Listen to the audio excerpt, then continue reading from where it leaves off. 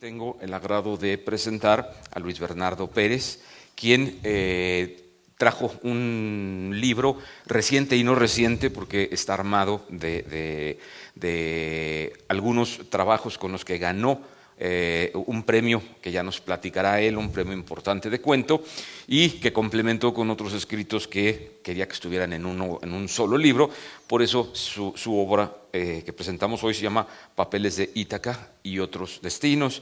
Es un libro que viene de cortesía de Editorial Océano, que nos apoya mucho en esta feria, dentro de una colección que se llama Hotel de las Letras, que hemos presentado ya en ediciones pasadas de esta feria, a algunos libros de esas colecciones. Luis Bernardo, gracias por estar con nosotros. Gracias por invitarme. Voy a permitirme leer algunos segmentos e ir comentando. Fue verdaderamente revelador haber leído este libro. Y aquí tenía el con el que quería comenzar.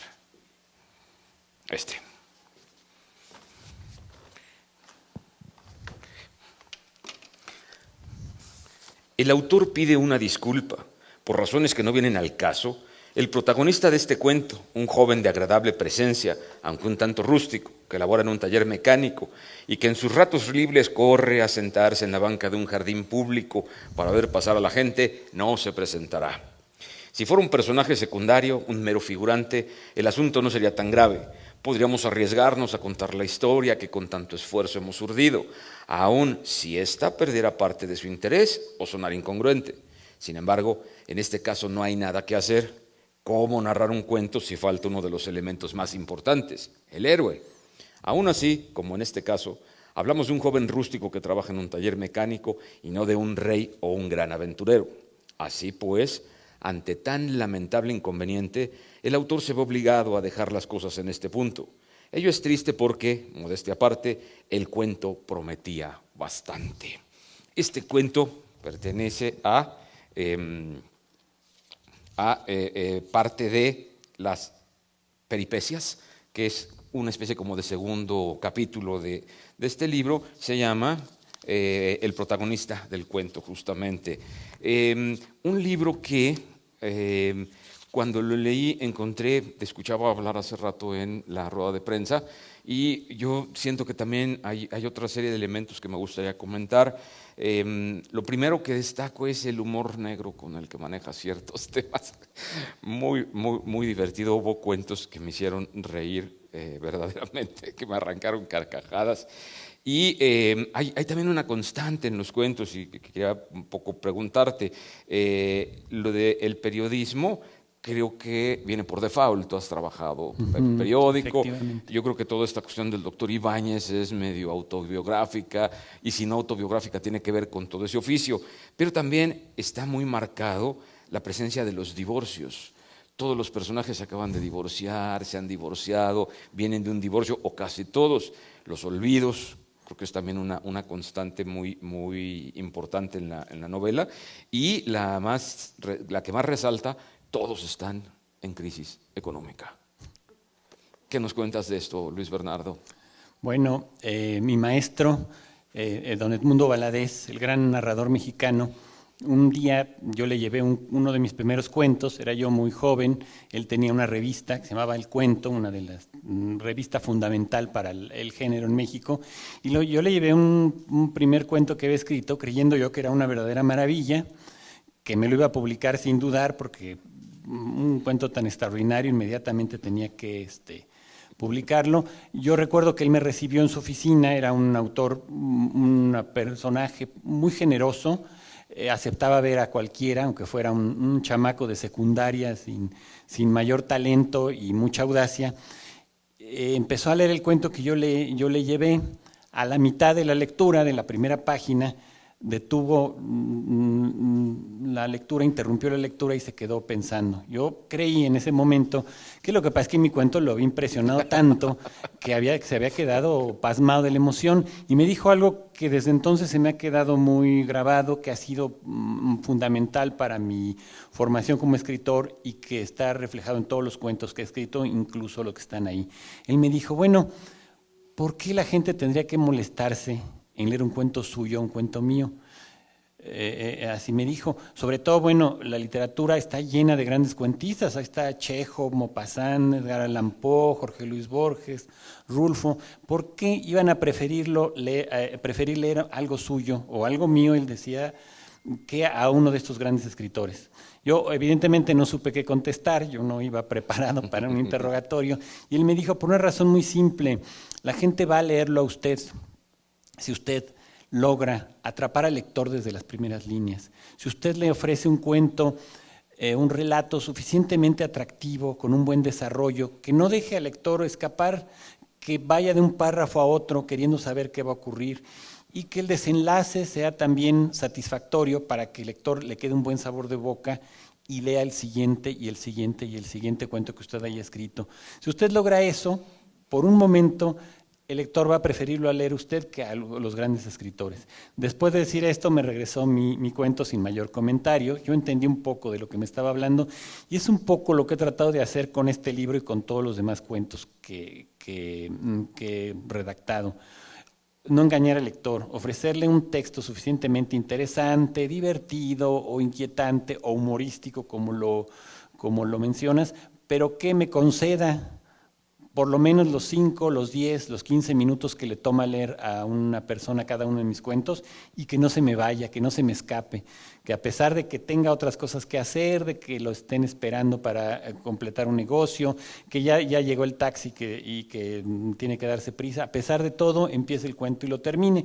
Y esa es, digamos, mi principal preocupación cuando publico un libro, que el lector no se me escape, que si empieza a leer el cuento, lo termine. Y por eso cuando alguien me pregunta por qué vale la pena leer ese libro y no otro, o qué les recomiendo yo para que ¿qué publicidad le puedo hacer en mi libro? Yo les digo, bueno, vayan a la librería o al puesto donde esté el libro, lean un cuento. Si el cuento no les gusta, si les aburre, pues escojan otra cosa. Si les gusta, pues les aseguro que el resto del libro también les va a gustar. Y es un poco lo que he tratado de hacer. Ya.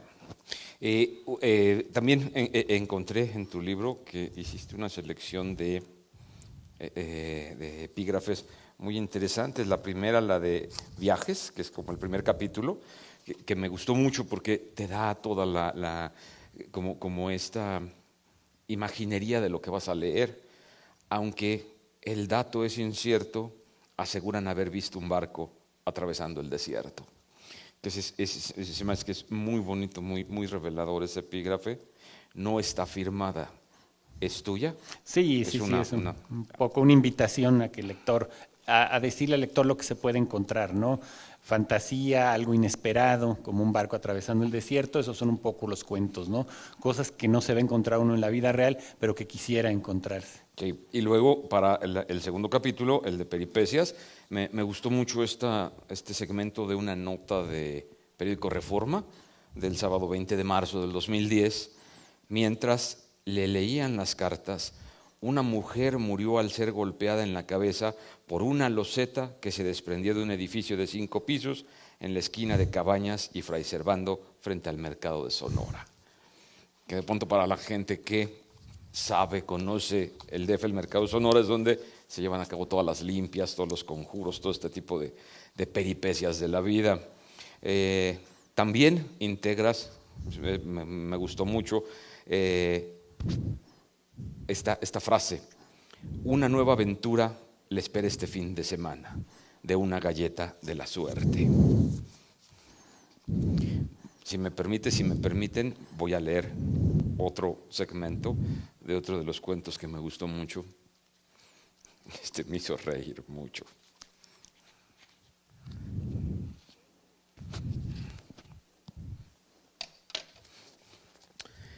Me extrañó ver a tantos pelirrojos.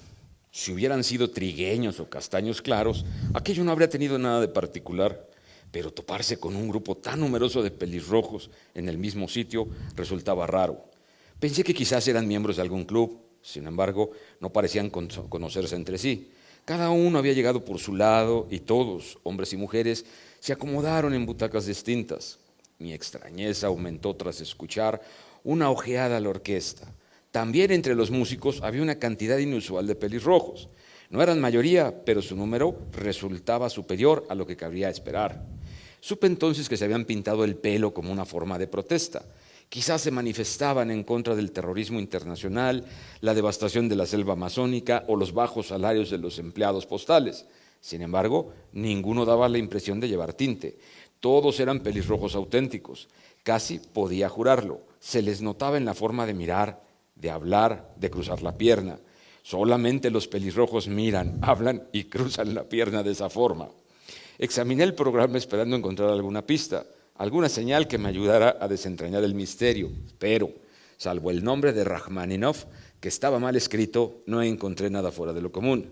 En ese momento entró el director y sonaron algunos aplausos. No necesito decir que su rebelde cabellera también era rojiza. Y se sigue el cuento y hacemos este ejercicio que le sugieres a la gente de leer los inicios de los cuentos para ver si les gusta y que puedan seguir. Me encantó de pronto la actualidad que le das al cuento. Leía por ahí algunas reseñas que mencionaban dos artistas espías en Cuba, pero a mí lo que me sorprendió fue que involucraras a Yaoni Sánchez. ¿La has llegado a conocer? No, nada más la he leído. La mencionas, la has leído, sí, igual que yo, y que eso nos da una curva en el tiempo interesante, que es esta bloguera cubana, para la gente que no lo sabe, que es como un periodista muy independiente, muy sui generis dentro del periodismo, y sobre todo en Cuba, frente a la dictadura que se ha vuelto el Estado. Un libro lleno de sueños, podría yo decir que hay cuentos que son insólitos y otros maravillosos, que están entre el ayer, el hoy y posiblemente el mañana. Juegas incluso con la terapia, con los amantes, los recuerdos de niñas, incluso de cuadros y fotos. Este cuento de la niña que se baja del cuadro me sorprendió completamente. Yo de pronto no lo vi venir hasta el final, cuando la niña regresa al cuadro, que va jugando con ello. Un pasaje muy interesante con la dentista, que pocas veces he leído en la literatura, que también me causó bastante risa. Voy a leer otro segmento, un segmento más de otro de los cuentos que creo que también es muy mordaz. Cierto día, durante una de mis muchas exploraciones por África ecuatorial, fui capturado por un grupo de antropófagos.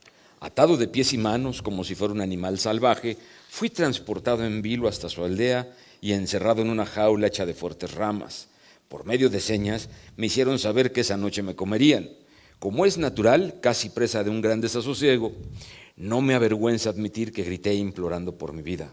Al poco rato, atraído sin duda por mis gritos, un sujeto se acercó hasta la jaula.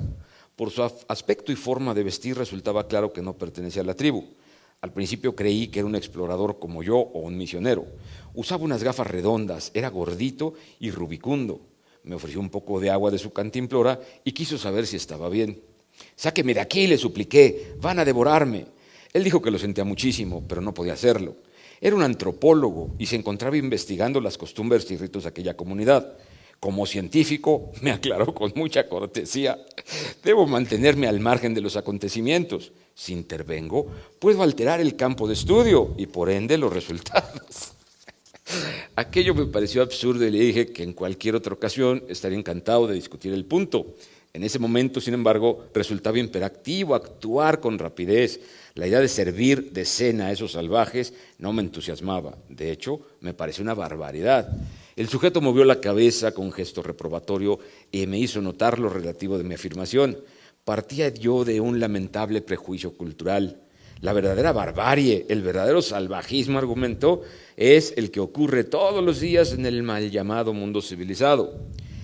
Camine usted por las calles de cualquier ciudad moderna. Allí la brutalidad es gratuita y cotidiana. ¿Con qué derecho califica usted de salvaje a estas personas? Aseguró que los habitantes de aquella aldea eran, en general, sujetos pacíficos y bastante amistosos. Traté de mantener la calma y le dije que, aún así, el hecho de comerse al prójimo resultaba atroz, sobre todo cuando es a uno a quien están por engullir. El canibalismo, me interrumpió como si hablara con un niño, tiene entre estas personas un profundo sentido religioso. Forma parte de un rito ancestral. no es un simple capricho. Si lo dejo escapar o intento disuadir a los miembros de la tribu de liberarlo, sería tanto como cuestionar sus creencias e imponer criterios morales ajenos a ellos. Respondí que, aunque fuera un científico, él había sido educado entre un código de valores distintos al de estos individuos. Pertenecíamos a la misma cultura y el hecho de no ayudarme lo convertía en cómplice de un crimen, en un vil asesino. Los antropólogos no están por encima de la ley ni de la moral, les peté. Él insistió en lo del respeto a la cultura autóctona, en el asunto de la objetividad científica y otras cosas que ya olvidé. Sin embargo, lo notaba cada vez más inseguro y dubitativo. Al final accedió a prestarme ayuda. No abriría la jaula ni trataría de convencer a los nativos de soltarme. En lugar de eso, dejaría al alcance de mi mano, como por casualidad, una de las hachas de piedra fabricadas por los aborígenes. Con ella podría abrir un hueco entre los barrotes. Estuve de acuerdo y así fue como finalmente pude huir. Meses después, gracias al relato de un informante local, averigüé que mi fuga provocó una gran inquietud en la aldea, pues resultaba de mal agüero celebrar la ceremonia sin comerse a alguien. Ello despertaría la ira de sus dioses, provocando hambre, enfermedad e inundaciones. Por tal motivo, resolvieron nombrar a un sustituto. Tal decisión no le agradó al antropólogo, quien hizo todo lo posible por declinar tan alto honor. Sin embargo, percatándose quizá de lo inconsecuente de su proceder, terminó aceptando con gesto resignado. Debo reconocer que el sujeto poseía principios sólidos y estuvo dispuesto a respetar hasta el final la identidad cultural de aquel pueblo. ¿Cómo se te ocurre escribir un cuento así? ¿De dónde sale la idea? Ese es un tema interesante, ¿de dónde surgen los cuentos? ¿Cómo alguien puede inventar un cuento que no tiene nada aparentemente que ver con uno, que ocurre en un lugar imaginario, lejano? ¿Dónde están las historias? ¿Cómo llegan a la cabeza? En realidad tiene eso mucho de misterioso, uno nunca sabe exactamente cómo se le ocurren, pero hay ciertos procesos que se desarrollan de manera intuitiva, cosas que nos ocurren o que nos cuentan y que de pronto uno dice, ahí hay algo, ahí hay una posibilidad de contar un cuento, no sé cómo va a ser el cuento, no sé de qué va a tratar, pero siento que eso tiene posibilidades. A veces nos equivocamos y no conduce a nada, pero a veces surge de ahí una historia. Y eso puede ocurrir en cualquier momento. Yo, por ejemplo, al supermercado al que voy, con mucha frecuencia, en la sección de frutas y verduras, que yo insisto que la sección de frutas y verduras de los supermercados favorece los encuentros extraños, me encontraba con un sujeto al que yo reconocía, su rostro me era muy familiar y decía, bueno, pero ¿quién es? Yo lo conozco. Y si me acerco y le pregunto, no, pero pues ¿cómo le pregunto? Era un señor más o menos mayor, un anciano no bien conservado, que estaba ahí escogiendo el perejil y las cebollas, y ante tantas ocasiones en que me lo encontré, un día supe quién era y por qué me resultaba tan familiar.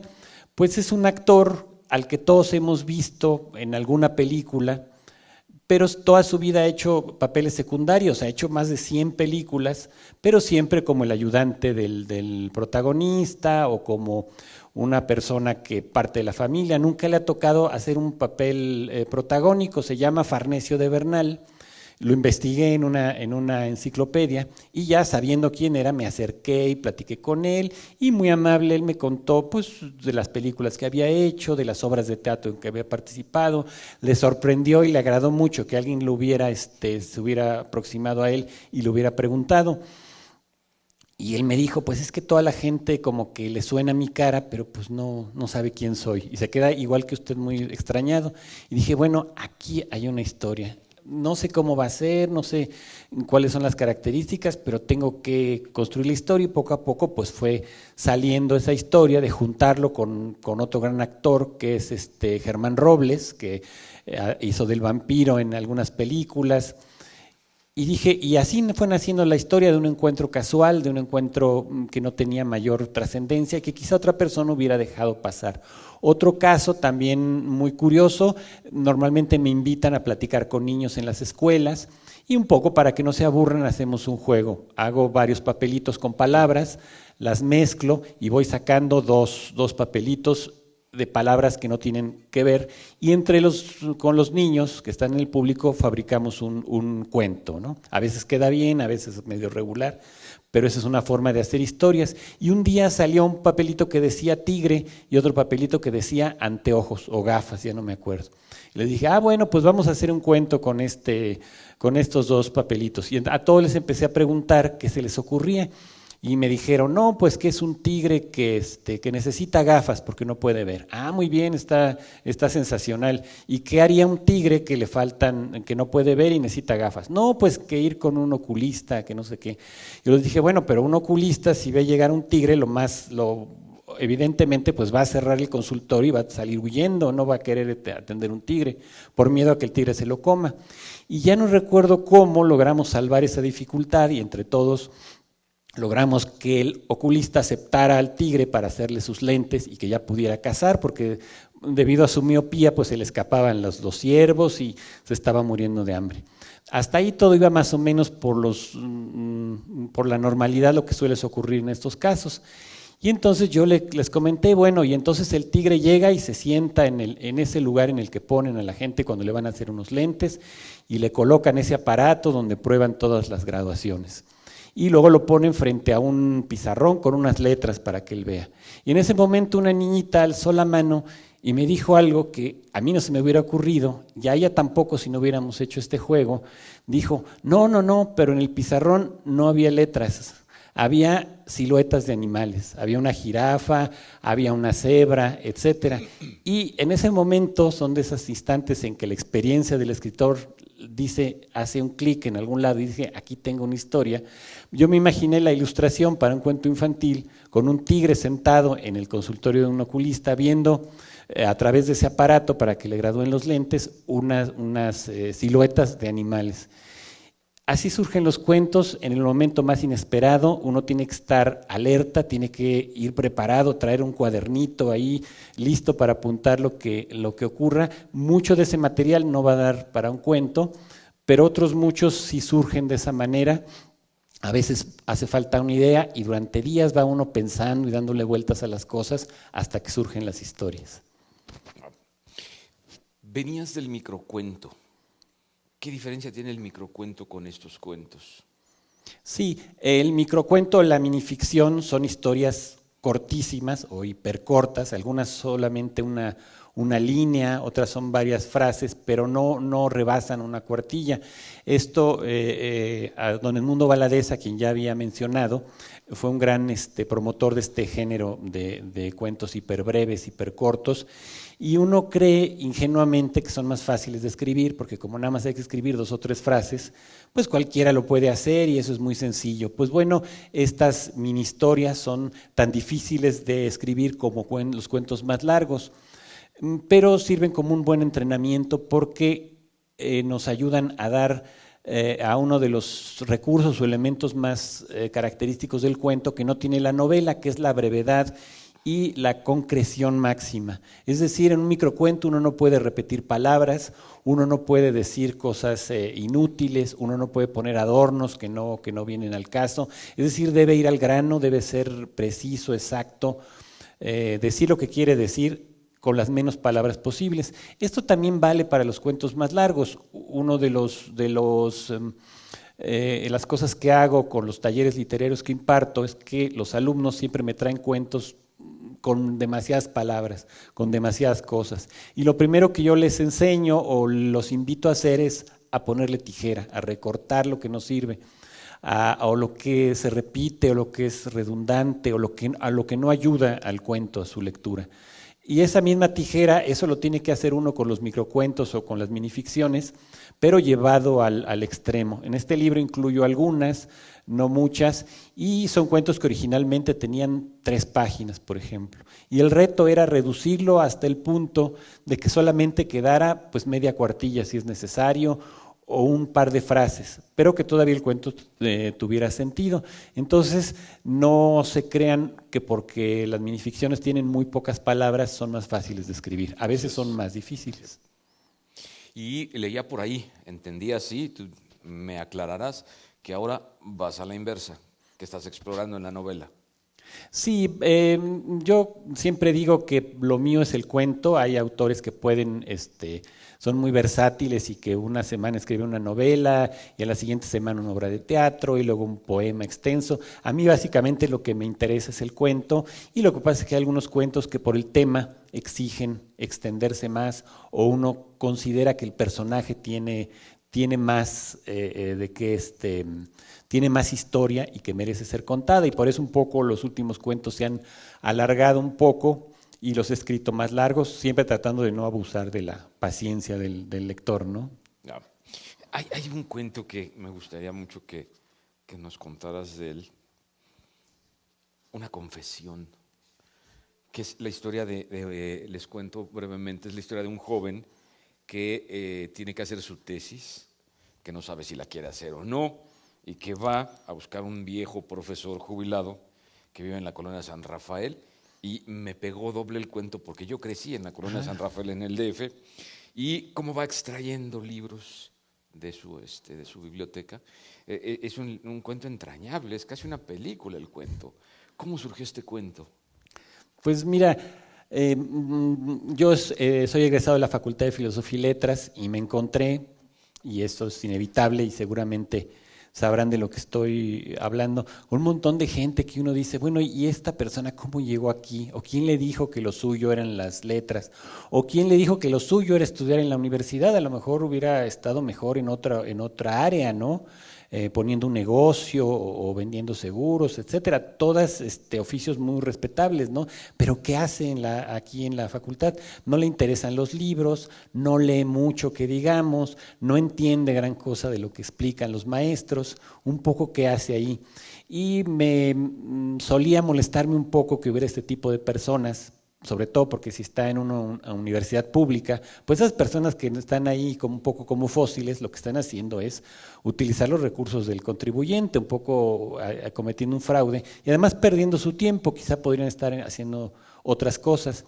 Y me di cuenta que como personajes literarios, un poco la picaresca de la universidad, pues tenían interés literario y se me ocurrió inventar este personaje que él dice que va a hacer una tesis, la verdad es que él mismo sabe que nunca la va a hacer porque pues, no tiene ni el interés ni la capacidad para hacerlo, pero un poco para engañarse a sí mismo, le recomiendan que vaya con un profesor, un importante profesor universitario, para que lo oriente en su tesis. Y él se da cuenta que también ese profesor universitario, que alguna vez fue una gran eminencia, pues ya es muy grande, ya está enfermo, ya no puede ayudarlo mucho, pero, oh sorpresa, tiene una biblioteca extraordinaria con libros de autores mexicanos del siglo XIX, libros muy valiosos, y que se le ocurre a este joven, pues, empezar a robarse los libros cuando el profesor se distrae o va al baño, Al lo que baño, sea. sí. Entonces, pues se los embolsa, los mete en su morral y los va a vender y descubre que esa es una buena forma de ir sobreviviendo mientras consigue trabajo. Por supuesto, el personaje tampoco va a conseguir trabajo nunca y tiene que vaciar esa biblioteca. Y el asunto me pareció divertido, me pareció chistoso, pero también un poco patético, ¿no? Un Sí. poco lamentable que hubiera algo ahí, una persona que hiciera eso y que no tuviera demasiado cargo de conciencia. Y un poco al explorar esas paradojas dije, bueno, a lo mejor al profesor tampoco le molesta, a lo mejor el profesor no es tan tonto como parece, sabe que le están robando, pero prefiere eso al hecho de quedarse solo. Si llega alguien a platicar con él, eso es para él es tan valioso que no le importa sacrificar libros que por otro lado él ya no va a leer. Y un poco por ahí va la idea del cuento. Ese cuento yo creo que es de los más rescatables del libro. Voy a leer este fragmento que también se me hace muy divertido este cuento. ¿Dónde estás? Estás acá. Este.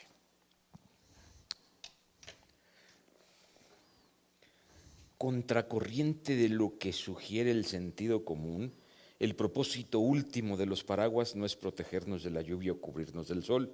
Su verdadera finalidad, aquella que define su naturaleza y les otorga razón de ser, es la de quedar irremediablemente olvidados en el asiento del autobús, sobre la silla de un café o en casa de un amigo. El paraguas nunca es nuestro de manera definitiva. No es una propiedad como otras, es una entidad libre que nos acompañará durante un tiempo y después seguirá su camino lejos de nosotros. Por ello, quien se afana en conservar el paraguas a toda costa o quien hace lo indecible para recuperarlo cuando lo deja olvidado en algún sitio, está alterando sin saberlo el orden natural de las cosas y por lo tanto crea una discontinuidad, una anomalía capaz de atraer hacia sí los más funestos augurios. Lamentar la pérdida de las llaves de casa, de unas gafas con montura de carey o del reloj de oro que nos heredó el tío Apolinar resulta comprensible. El caso de los paraguas es muy distinto, pues como ya dijimos, su verdadera función se cumple al extraviarlos. Ello vale lo mismo para un fino modelo con mango de cedro rojo y tela de satín que para las efímeras sombrillas con varillaje de alambre made in China. Y se sigue el cuento. Todos estos puntos de la cotidianidad, este juego de situaciones que a todos nos ocurren, que las vivimos y que de pronto le puedes dar toda esta vida a esto tan sencillo como es perder un paraguas.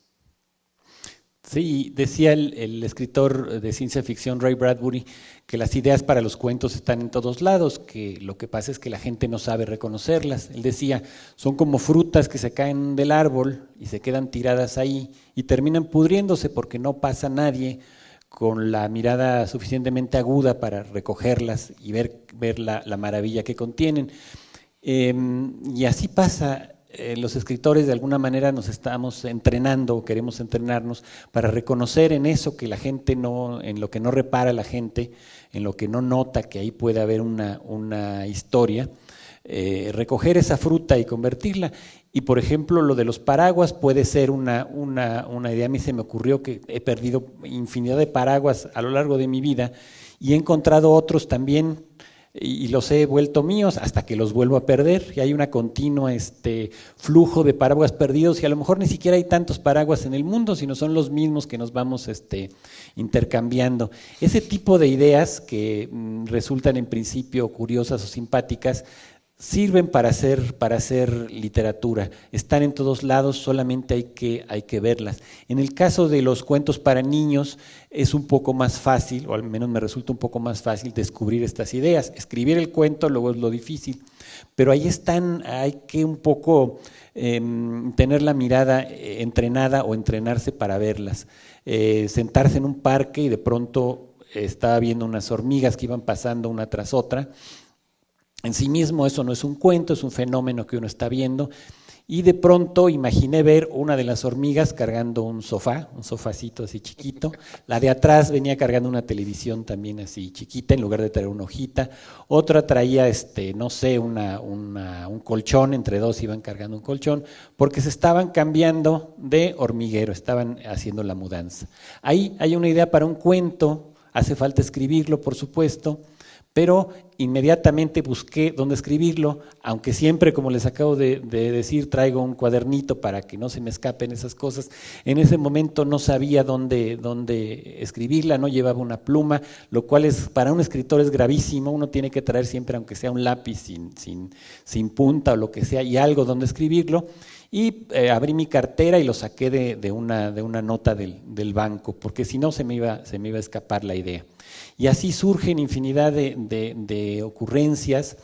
Alguien está leyendo el periódico y yo me iba agarrado en el metro, lo estaba leyendo el periódico la gente y levanté la vista por levantarla nada más y el encabezado del periódico decía Michael Jackson no ha muerto. Y dije, caray, ¿cómo que no ha muerto? Y le empecé a tratar de ver, la persona escondía su periódico porque le molestaba que yo lo viera. Al bajarme del vagón, vi qué periódico era y lo compré porque no podía yo quedarme con esa duda, ¿cómo que Michael Jackson no ha muerto? Y claro, la nota era muy decepcionante porque decía, no, Michael Jackson no ha muerto porque su música sigue viviendo en aquellos que lo escuchan, etcétera, etcétera. Una nota de relleno sin ninguna importancia. Pero ese encabezado daba para un cuento. Dije, es que claro, Michael Jackson no murió, inventó su muerte para vender más discos y ahora quiere regresar y anunciar que no ha muerto, pero sus abogados, sus albaceas, lo que sea, ya no lo dejan porque si se sabe que todo es una mentira va a perder prestigio y está ahí escondido o encerrado en una mazmorra y no lo dejan salir porque oficialmente está muerto y sus discos se siguen vendiendo. Hay otra idea basada en una ocurrencia, en algo que uno vio, pero decía Cortázar, el escritor tiene unas antenitas y tiene que estar atento para recibir esas influencias de la realidad y guardarlas y utilizarlas alguna vez para una historia. A veces efectivamente no dan para nada, pero muchas otras veces pues surge de ahí, donde menos se imagina un relato. Luis Bernardo, ¿resulta complicado conciliar la vida del escritor con la vida del editor? Tú te editas tus propios libros, vas con algún colega para que él lo edite. ¿Qué tan complicado es mezclar estos dos universos? Pues un día me encontré con un dato bastante deprimente, pero es la realidad, y que en México solamente ha habido dos escritores que han podido vivir de sus regalías. Es decir, dos escritores que pueden dedicarse a escribir exclusivamente, no tienen que hacer otra cosa y ya con eso pueden pues llevar una vida, si no de riqueza, de opulencia, por lo menos sobrevivir. Uno de ellos, que no era un gran narrador, pero era un buen promotor de sí mismo, era Luis Espota. Escribió un montón de novelas y él cada determinado tiempo, cada 6 meses iba a la editorial y la editorial le pagaba sus regalías y con eso vivía. Lo demás que hacía, lo hacía pues por gusto, ¿no? Y el otro escritor es Paco Ignacio Taibo II, que es un escritor no solamente muy prolífico, sino muy popular, muy leído, la gente le interesa lo que hace, él también puede vivir de sus regalías. Nada más, uno diría, bueno, Carlos Fuentes, por ejemplo. Pues no, Carlos Fuentes vivía de dar clase en una universidad, él ganaba una cantidad interesante por sus libros, pero el nivel de vida que él llevaba, pues no le permitía sobrevivir nada más de lo que escribía, entonces él daba clase. Y la mayoría de los escritores en México, un país donde no se lee, desgraciadamente, pues no viven de eso, tienen que hacer otras cosas. Algunos efectivamente venden autos o tienen un puesto los domingos o venden quesadillas, lo que sea, ¿no? En mi caso tengo la fortuna de ser editor, de estar relacionado con libros, de editar libros de arte, libros para niños, novelas, etcétera, y eso, bueno, me permite vivir y sostener la carrera de escritor, y eso le pasa pues a la mayoría de los autores, algunos dan clase, etcétera. Entonces, bueno, en mi caso tengo la fortuna de estar cerca de los libros, de conocer el arte de la edición, de saber qué hay que hacer para convertir un manuscrito en una obra terminada, y trato en la medida de lo posible de no editar mis propios libros porque se vuelve uno muy indulgente, hay que dárselo a otras personas para que nos critiquen y nos digan, no, quítale esto, o aquí está mal escrito, o mejor cámbialo, cambia el orden de los cuentos, o esta portada no está bien, etcétera. Entonces yo mismo no edito mis libros, pero trato de estar cerca del proceso de la edición y que el libro quede bien, porque siempre, y ustedes estarán de acuerdo, un libro bonito, un libro bien hecho, es un libro que dan ganas de leer, ¿no? A lo mejor hay una maravilla de libro, pero está tan mal hecho, tan mal editado, que pues preferimos no dejarlo ahí guardado. Otro cuento tuyo que me llevó de viaje fue, que creo que tiene que ver con la generación, somos de los 60s, ese viaje al Museo de Cera, que le comenté a gente después de leer el cuento y que por la edad veía que no. La gente me dijo, no, es que el Museo de Cera está en la Alameda del DF. No, el de Argentina, el que estaba junto a Porrúa. Yo sí lo conocí y lo describes de una forma que me vino de inmediato a la mente todo ese olor a rancio, ese encerrado, las alfombras, maravilloso espacio que creo que desapareció por completo, se perdió. ¿Cómo ideaste no el cuento del Museo de Cera, sino la parte de atrás, el cementerio del Museo de Cera?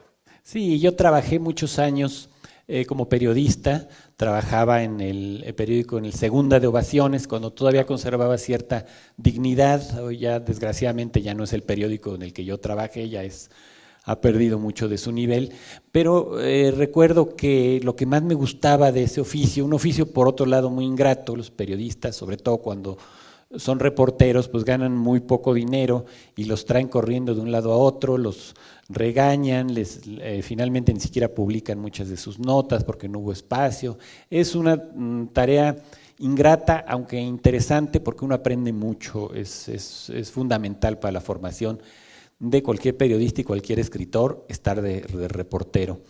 Y una de las cosas que más me gustaban era cuando al final de la jornada muchos de esos periodistas se reunían en una cantina que había enfrente del periódico y aunque tuvieran familia, me extrañaba un poco que no se fueran pues a su casa y no, se quedaban ahí bebiendo hasta altas horas de la noche, a pesar de que al día siguiente tenían trabajo, y se ponían a platicar y no faltaba aquel que empezaba a contar alguna historia sobre su carrera periodística, una historia absolutamente falsa. Uno desde que oía hablar decía, pues esto no es cierto, esto lo está inventando, quiere verme la cara. Pero eso no importaba, era tan interesante, eran tan divertidas esas historias absurdas, exageradas, en las que siempre ellos aparecían como héroes y como periodistas del New York Times, pero que uno sabía que no era cierto, que se la estaba sacando de la manga, o que había algo de cierto, pero que la había inventado, la había exagerado, y dije, un día quiero escribir una historia entre periodistas que están en una cantina y que uno de ellos cuenta una historia absolutamente falsa, una mentira, pero que está tan bien contada, está tan interesante, está tan apasionante, que no importa que sea falsa, porque finalmente la literatura, los hechos narrados no tienen que ser reales, pero si están contados con sabor, con gracia, con ingenio, tienen algo de suspenso, ya eso las hace valer por sí mismas y no importa que no sean ciertas.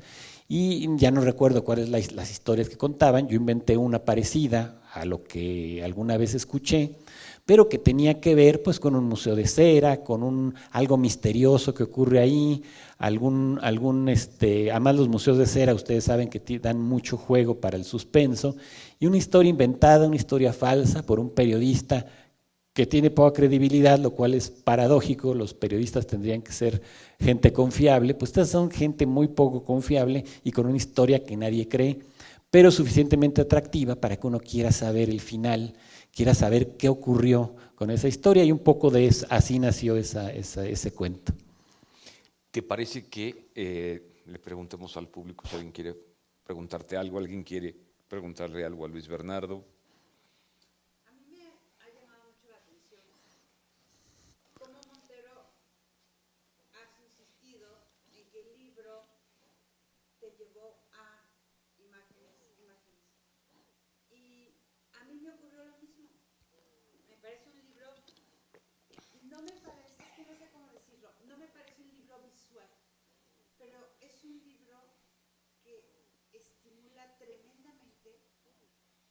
Evocaciones y los recuerdos, está lleno de elementos simbólicos.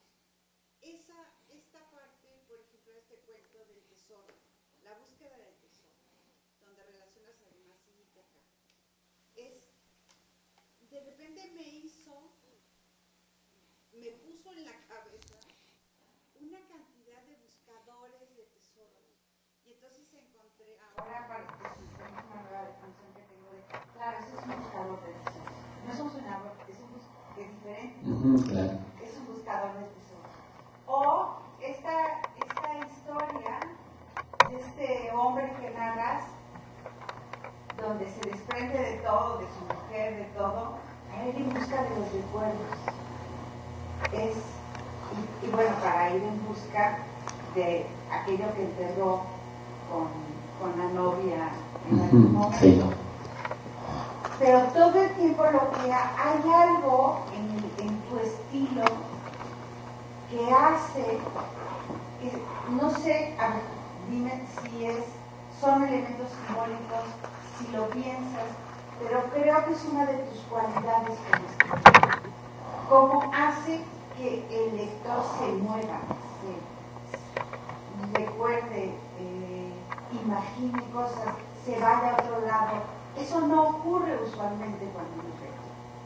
Claro, mira, te agradezco mucho, qué bueno que te hayan gustado los cuentos, y creo que eso ocurre mucho con la literatura.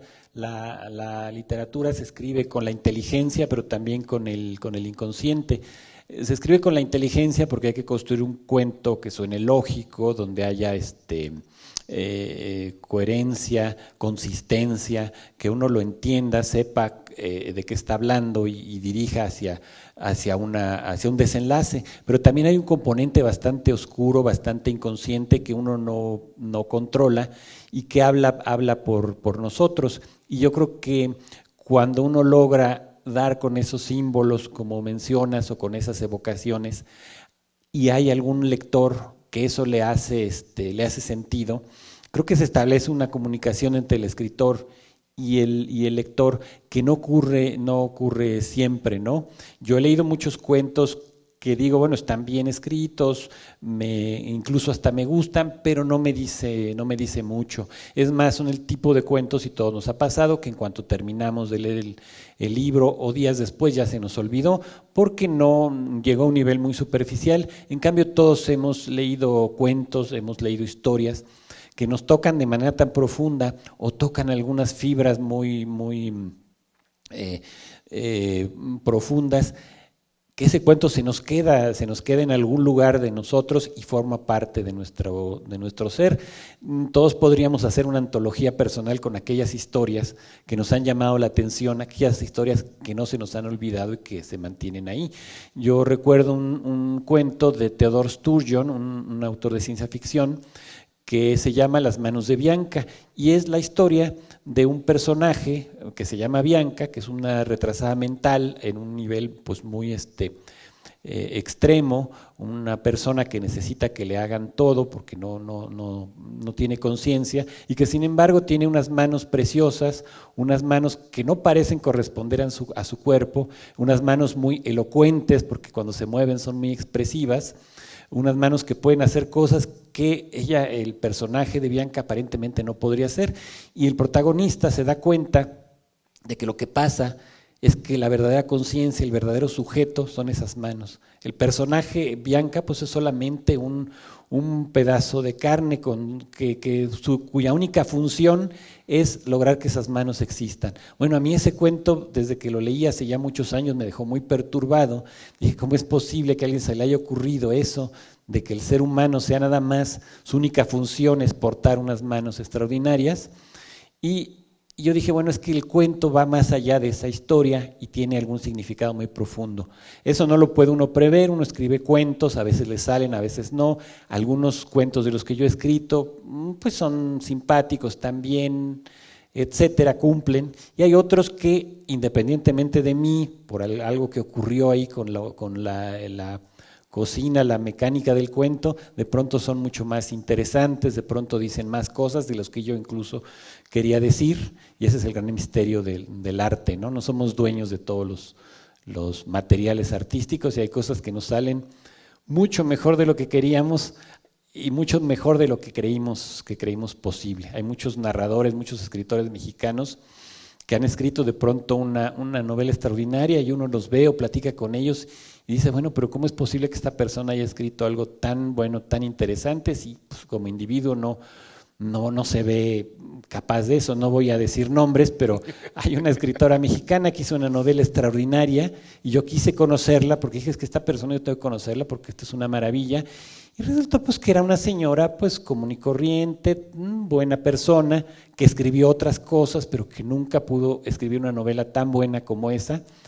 Y yo dije, bueno, es que esa novela un poco se la dictaron su inconsciente, se la dictaron las musas, alguien muy dentro de ella le dijo que esa novela, le describió esa novela, y ella fue como su amanuense, que es un poco lo que creían los griegos, ¿no? Los griegos decían que el artista no era quien creaba, eran los dioses que la utilizaban como instrumento para crear. ¿Alguien más que quiera preguntar algo? Ana, le voy a pedir si me sube la bolsa. Bueno, estamos platicando con Luis Bernardo Pérez, su libro Papeles de Ítaca y otros destinos, cortesía de Editorial Océano, en la colección Hotel de las Letras, que fue un participante de esta 40 Feria Nacional del Libro de la Universidad Autónoma de San Luis, que durará todavía unos días para la gente que nos vea en el futuro, que vamos prácticamente empezando la semana. Si nos ve esta semana, todavía le da tiempo de venir, estaremos aquí hasta el domingo 22 con eventos, con escritores. Gracias, Ana. A nombre de el rector de nuestra universidad, Luis Bernardo, te hacemos este obsequio de unos títulos publicados por la editorial de la Universidad Autónoma de San Luis. Te agradezco mucho tu participación. No sé si quieras decir algo más, dejarle algo más al público potosino. Pues no, yo nada más agradecer que me hayan invitado en este lluvioso día. A pesar de eso, estar siempre entre libros, lluvioso y frío día, estar siempre entre libros, entre amigos, conversar, provee de un calor muy particular. Muchas gracias, he estado muy, muy contento. Gracias.